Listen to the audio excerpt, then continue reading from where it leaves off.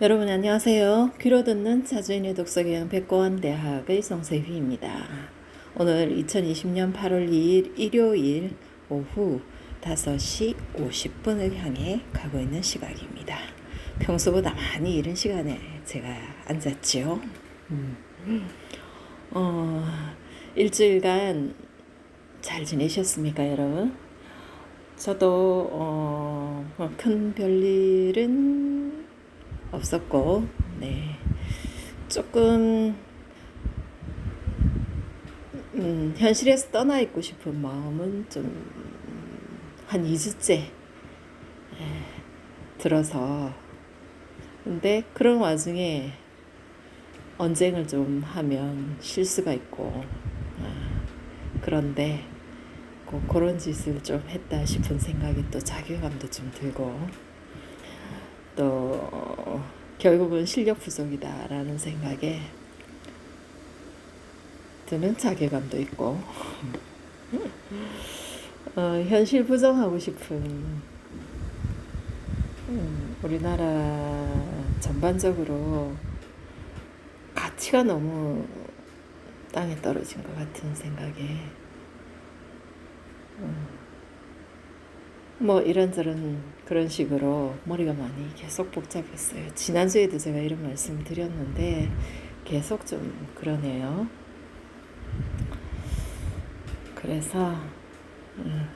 그래서 책을 읽었죠. 책을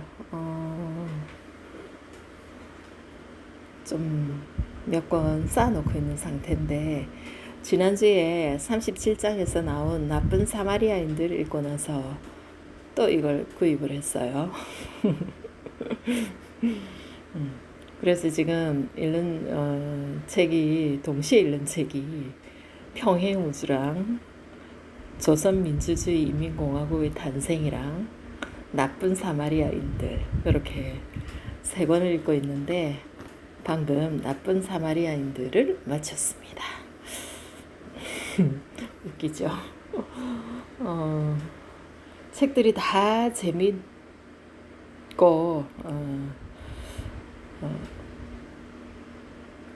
뭐 백권대학에서 나온 책이니까 어련하겠습니까? 의미도 당연히 중대하고 그런 책들이죠. 그런데 나쁜 사마리아인들이랑 조선민주주의 인민공화국의 탄생이랑은 아주 좀 평소에 읽던 책이랑은 내용과 용어들이 많이 다른 관계로 조금 천천히 느리게 속도가 나오고 있어요. 머리도 많이 써가면서 기억해가면서 읽어야 되고.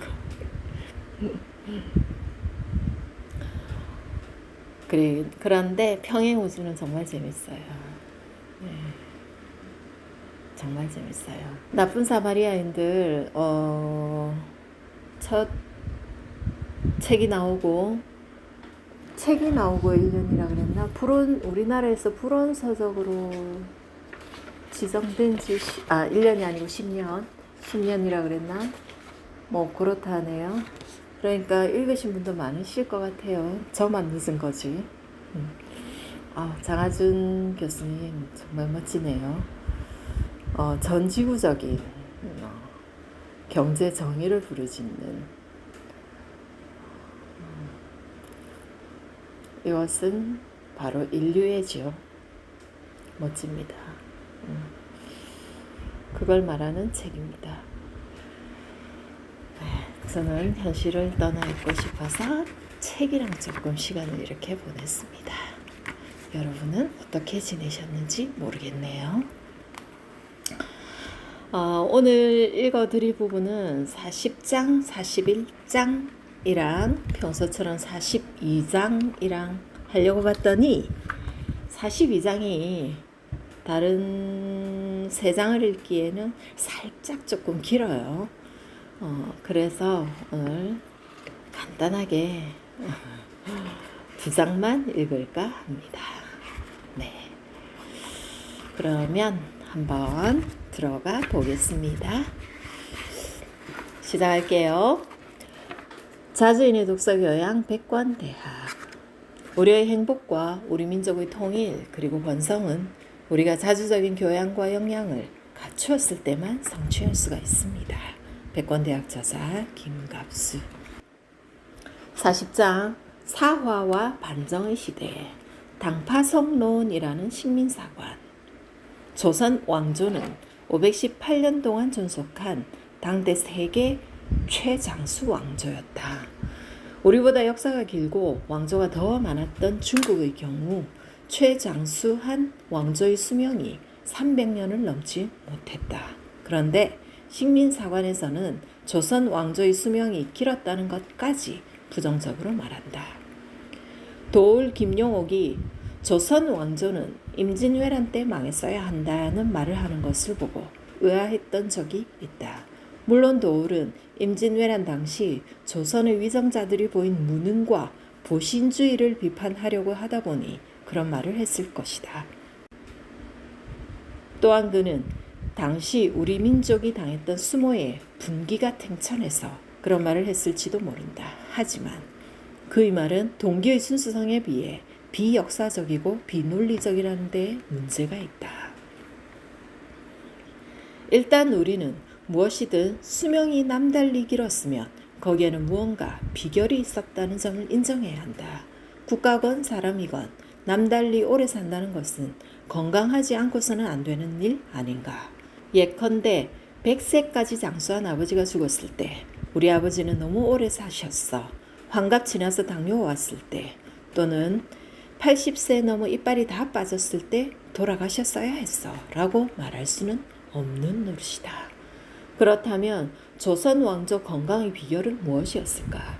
여기에는 여러 가지를 댈 수 있지만 조선이 임진병자 양난을 거치고서도 동아시아 선진국으로서 채무를 오래 유지할 수 있었던 비결 중의 하나로 난 성종대에 결성된 청묘직 연대를 든다. 청묘직 연대는 16세기 이후 군신공치의 새 장을 열어 조선의 정치에 합리성을 투여했을 뿐 아니라 위정자 집단을 끊임없이 도덕적으로 긴장시켰기 때문이다. 조선의 역사를 이해하는데 9대 성종, 10대 연산군, 11대 중종까지의 75년 시기는 대단히 중요하다. 이 기간에 세 번의 사화가 일어났고 첫 번째 반정이 발생했기 때문이다. 사화와 반정의 시대 저자 김범은 조선시대를 임진왜란을 중심으로 전후기로 나눌 경우 경국대전이 완성되고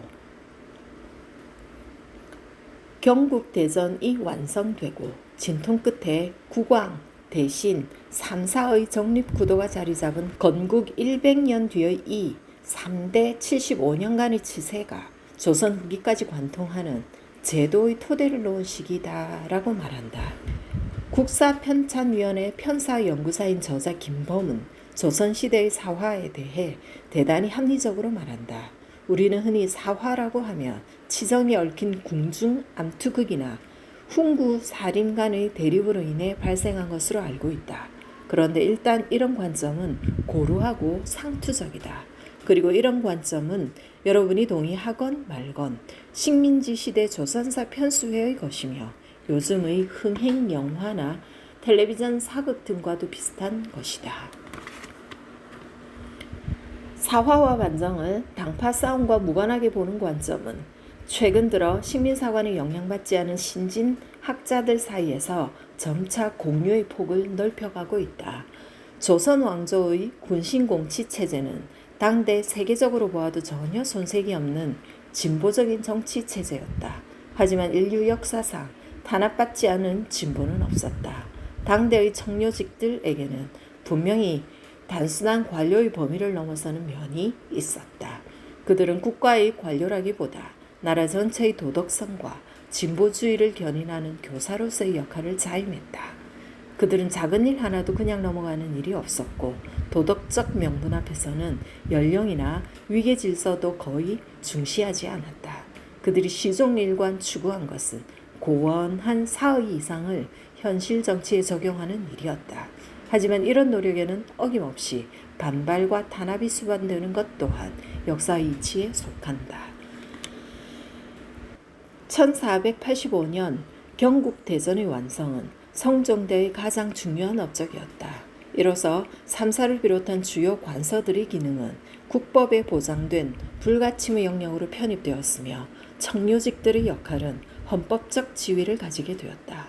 앞서 말했듯이 국왕이 조정력을 행사하면서 대신과 삼사가 견제와 균형을 이루는 체제가 형성된 것은 조선 정기 정치의 중대한 변화이고 진전이었다.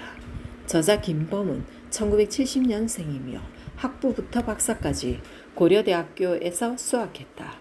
1970년생이면 사학자로서 신세대에 속한다. 또한 비서울대 출신이라는 것은 최소한 조선사 연구에서는 이점이 된다.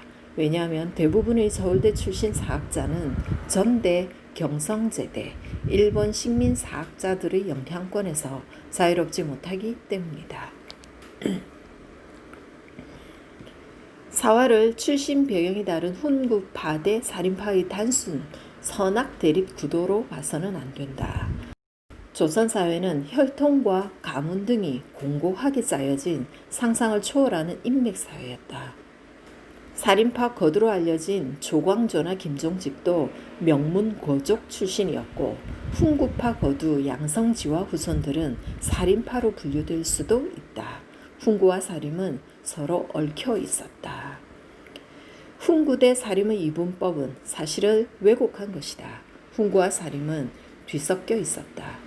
젊어서 삼사에 재직하다가 나이가 들면 대신으로 올라서는 것이 정상적인 과정이었다. 조선의 역사를 훈구대 살인의 선악 이분법으로 보는 것은 조선의 주류 훈구를 부도덕한 가해자로 만들고 조선의 비주류 살인을 도덕적인 피해자로 만들어 놓은 일제 식민사관과 맥이 닿아 있다. 이 책에서는 3사의 언론활동 규제를 둘러싼 권력투쟁이야말로 조선시대 500년을 이해하는 데 필수적인 키워드의 하나라고 말한다. 이 책은 바로 3사라는 중요한 관서가 그 기능을 현실 정치에 구현하는 과정에서 나타난 현상과 결과를 살피고 그 의미를 밝혀 놓았다. 성종은 제위 말년에 지금은 두 마리의 호랑이 대신과 대간이 서로 싸우는 것과 같으니 참으로 아름다운 풍습이 아니다 라고 개탄했다. 청료직 연대의 부상은 도덕 정치의 이상에 다가선 의미 있는 발전이었지만 한편으로는 권력의 다른 두 축인 국왕과 대신들에게는 불편과 불만을 낳게 하였다. 성종 다음의 임금 연산군은 이런 현상을 이해할 역량이나 용납할 의사가 없었다. 16세기 왕과 사의 충돌은 이미 예고되어 있었던 것이다.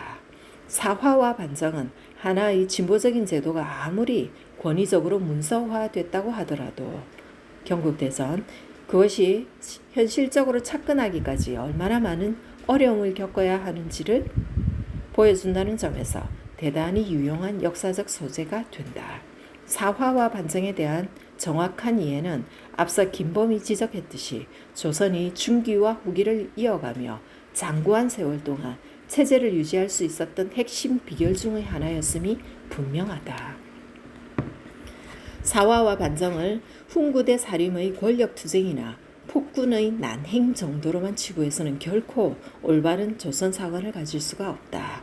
4번의 사화와 2번의 반정이 모두 다 그런 것은 아니지만 이 중에서 최소 3번의 사화와 1번의 반정은 진보적이고 선진화된 헌법과 강상이 정착하는 과정에서 치러야 했던 희생이었다.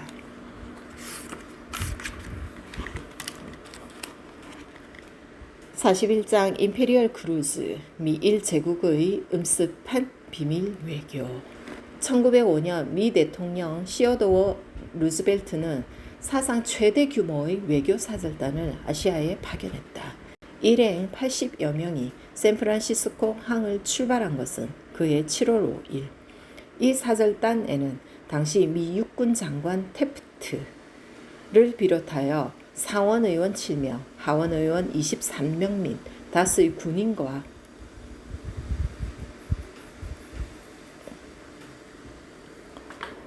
일행 80여 명이 샌프란시스코 항을 출발한 것은 그해 7월 5일. 이 사절단에는 당시 미 육군 장관 태프트를 비롯하여 상원의원 7명, 하원의원 23명 및 다수의 군인과 민간 관료가 포함되어 있었다. 일행 가운데는 루즈벨트의 딸 21세의 앨리스도 들어있었다. 그녀는 세속 언론들에게 관심의 표적이 되어 있는 스타였다. 루즈벨트는 제국의 항해, 즉 임페리얼 크루즈를 통해 향후 수세대에 걸쳐 아시아 정책에 깊은 영향을 미칠 중대한 정책들을 비밀리에 진행시켰다. 임페리얼 크루즈는 제국주의 미국의 엄습한 비밀 외교의 실상을 100년 만에 폭로한 책이다. 저자는 당시 미 외교 사절단이 이동한 제국의 항해 코스를 딱 100년이 지난 2005년에 직접 답사하면서 이 책을 썼다고 한다. 미 대통령 시어도어 루즈벨트는 알려진 것과는 달리 집단 수용소를 만들어 고문과 민간인 사륙을 자행했으며 하와이, 쿠바, 필리핀 같은 약소국을 강점한 백인 우월주의자이자 전쟁광이었다. 그는 앵글로색슨 문명이 동에서 서로, 즉 유럽에서 미국으로 그리고 미국에서 태평양으로 확장해야 한다는 이상한 신념을 가진 인종주의자였다. 조선의 운명을 결정한 가스라 테프트 미략은 바로 루즈벨트의 임페리얼 크루스가 성사시킨 핵심 공작 중의 하나였다. 조선은 그해 11월 17일 일본과 을사늑약을 체결했다. 1905년 여름 도쿄와 워싱턴 사이에는 비밀 메시지가 태평양 해저 케이블을 통해 분주히 오가고 있었다. 미 육군 장관 태프트는 일본 총리 가스라와의 극비 회동에서 일본이 아시아 대륙으로 확장해 들어가도 좋다고 허용하는 비밀 협정서에 서명했다. 미국 대통령이 상원의 승인 없이 다른 나라와 조약을 맺는 것은 헌법에 위배되는 일이었다. 루즈벨트는 일본과 비밀 협상을 벌이는 동시에 당시 전쟁 중이던 러시아와 일본 사이에서 정직한 중개자 역할을 자임했다. 결과 두 교전국은 그해 여름 포츠머스 평화조약을 맺게 된다. 이 공로를 인정받아 1년 뒤 루즈벨트는 미국인 최초로 노벨 평화상을 받았다. 노벨위원회는 이 비밀 협약에 대해 몰랐던 것 같다. 미일 사이에 음습하게 오간 이 비밀 외교 전문은 루즈벨트가 사망할 때까지 극비로 묻혀 있었다. 조선의 고종은 1876년 문호를 개방했고 첫 서방 수교국으로 미국을 선택했다. 고종은 미국이 열강의 침략으로부터 조선을 보호해 줄 것을 기대했다. 우리는 미국을 형님과 같은 나라라고 생각하오. 고종은 미 국무부에 이런 말을 전했다. 그는 루즈벨트가 조선의 공명정대한 외교 정책을 펼칠 것이라고 기대했다. 그러나 워싱턴에서는 고종이 짐작도 못하는 일이 벌어지고 있었다. 당시 루즈벨트는 일본에 나는 일본이 대한제국을 지배했으면 좋겠다라고 여러 차례 말했다. 그의 딸 앨리스가 조선에 와서 조미 우호를 위해 축배를 든 지 2개월도 되지 않아 앨리스의 아버지는 서울 주재 미국 공사관을 폐쇄했고 조선을 일본 군대에 맡겨버렸다. 당시 현장을 지켜본 미국 외교관은 마치 침몰하는 배에서 도망치는 쥐들처럼 미국이 조선을 버리고 도망쳤다고 표현했다. 미국은 일본의 조선 통치를 승인한 첫 번째 나라였다. 고종이 보낸 밀사들이 일본의 만행을 중지시켜달라고 간청하자 루즈벨트는 조선은 이제 일본의 일부분이니 앞으로는 도쿄를 통해서 탄원해야 할 것이라고 말했다. 루즈벨트는 조선을 배신함으로써 아시아 대륙에 대한 일본의 영토 확장 계획을 결정적으로 지원했다.